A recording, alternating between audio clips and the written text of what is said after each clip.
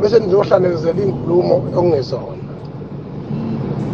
Inkulumo ongeyona leyo ukuthi mina ngithe angaqashwa nhlobo uShwi uMntekhala angaqashiwe noma uMntekhala angaqashwa nhlobo engaqashiwe lo muntu ayikho leyo. Aqala uxabana ngobaculi, aqala ukuhlonda ngobaculi. Kodwa umehluko sekutheni njengoba sebezimbangi kanje emcimbini omkhulu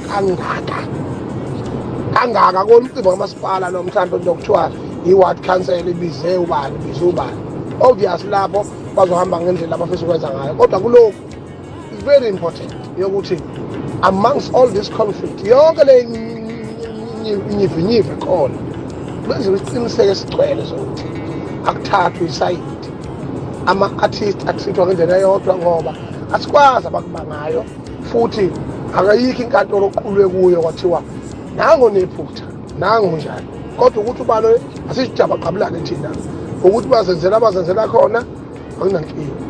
Mina ngivele ngivumelene noManyathi engithithile ukuthi cha kodwa ukhele indawo uyalontshe khona ngifunela ukuvela athi mina nginankinga. noMntekhala manje ngangibiza ngizofika njengoba ngiya noma ngabe kuphi afanele ngiya khona ngoba ekugcineni kosuku kufanele-ke mangabe silwa impi sazi ukuthi silwa impi esiyibhekele ukuthi cha nansi la ifende sesiyifunda la.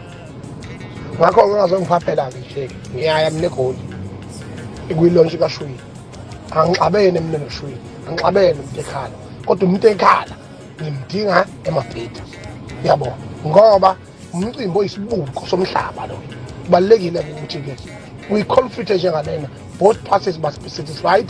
NjengoNkulunkulu wamabhinqa, njengopresident wamabhinqa, I need to intervene ey'ntweni enjengalezo.